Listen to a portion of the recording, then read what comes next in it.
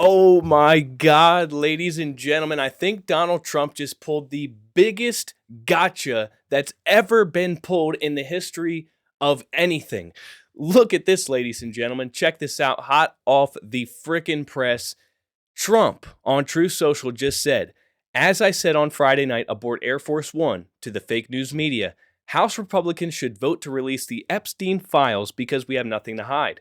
And it's time to move on from this Democrat hoax perpetrated by radical left lunatics in order to deflect from the great success of the Republican Party, including our recent victory on the Democrat shutdown. The Department of Justice has already turned over tens of thousands of pages to the public on Epstein, are looking at various Democrat operatives, Bill Clinton, Reid Hoffman, Larry Summers, etc., and their relationship to Epstein.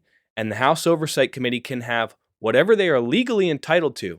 I don't care. All I do care about is that Republicans get back on point, which is the economy. He goes on to say affordability, where we are winning big. Our victory on reducing inflation from the highest level in history to practically nothing, bringing down prices for the American people, delivering historic tax cuts, gaining trillions of dollars of investment into America, a record, the building of our military, securing our border, deporting criminal illegal aliens, ending men and women's sports, stopping transgender for everyone, and so much more. Nobody cared about Jeffrey Epstein when he was alive, and if the Democrats had anything, they would have released it before our landslide election victory. Some members of the Republican Party are being used, and we can't let that happen. Let's start talking about the Republican Party's record-setting achievements and not fall into the Epstein trap, which is actually a curse on the Democrats, not us. Make America great again. Now, this is the stance I've been waiting for Trump to take the entire time.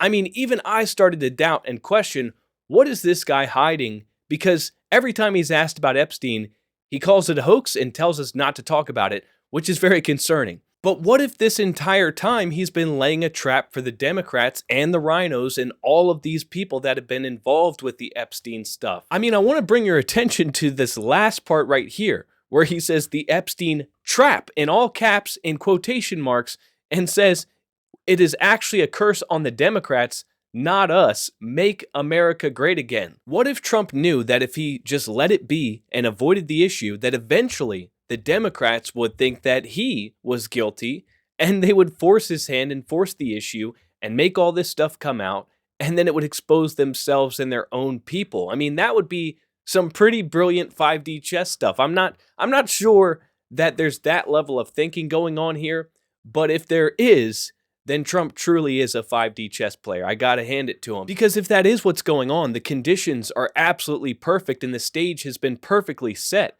The media, the Democrats, the rhinos, they are all fomenting at the mouth to get their hands on this stuff because they think it will be the end of Donald Trump. So now he's got them all worked up in a frenzy. They're chasing their tail. They're screaming, release the files, release the files. All fingers are pointing at Trump, saying that he's hiding something. He's blocking this. He doesn't want this to come out for a reason because whatever's in the Epstein files is going to be the end of Trump, right? Well, maybe he's got them right where he wants them.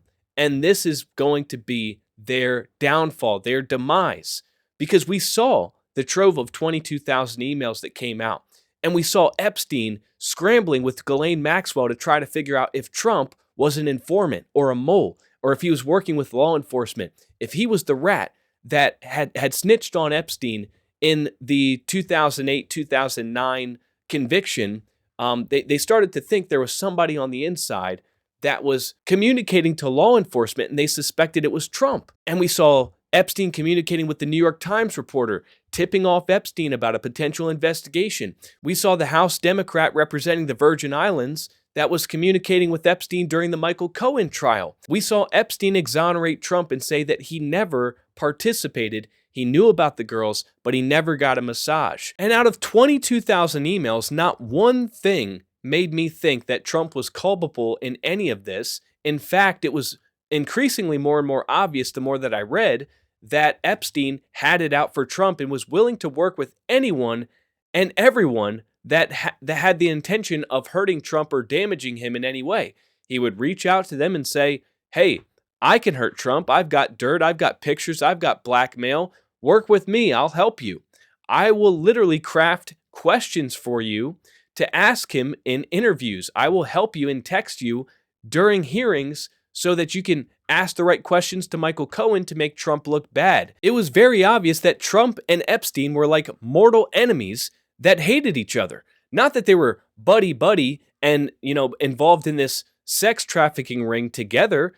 Quite the opposite. So whether or not this is a trap set by Trump is yet to be determined. I mean, I just find it very interesting that on Friday, he was saying that, this is stupid and very bad of Republicans to go down this road.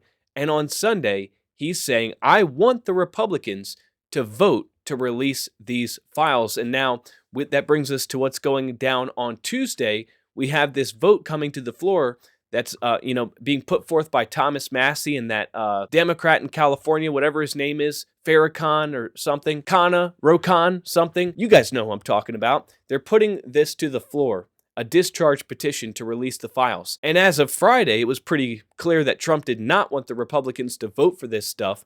He pulled his endorsement from Marjorie Taylor Greene. He was coming down hard on Thomas Massie, and it put a lot of pressure on Republicans to vote against this unless you want Trump to come down your neck too.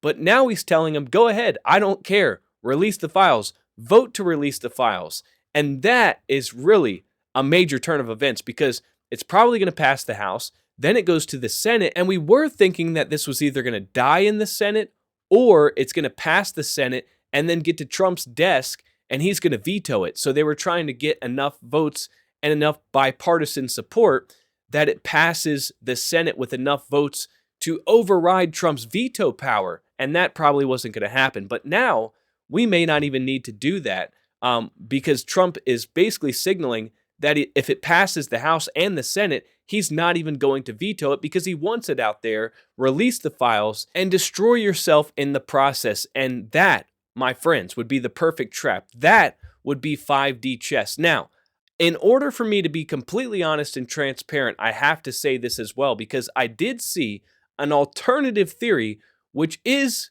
kind of plausible.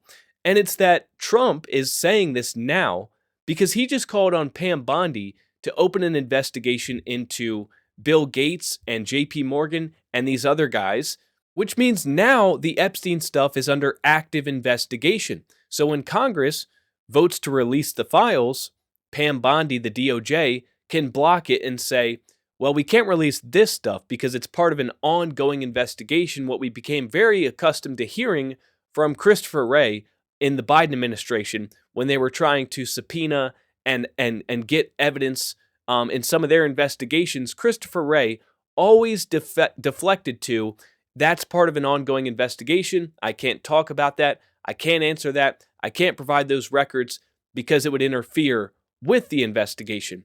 That's what people are saying is the reason why Trump has changed his tune, because now he's got nothing to worry about because Pam Bondi is going to bury this for him. That's the alternative narrative that I have to put out there. Otherwise, I would be doing you guys a disservice. So, one of two things are happening here. I laid out both for you guys, and now I want to know what you guys think down in the comments section. Did Trump set a trap, or is he just confident now that Pam Bondi's going to cover this up for him? Let me know what you guys think down in the comments section. And by the way, I forgot to even say, if you guys want to support this channel, use promo code Nick at checkout when you go to MyPillow.com, or just go to MyPillow.com/Nick and save a ton of money. Get your Christmas presents early. There's a big sale going on the percale sheets, the 6-piece towel set, and the MyPillow mattress topper. Get those Christmas presents early, guys. Save money and support the show at the same time. As always, like the video, subscribe if you haven't already.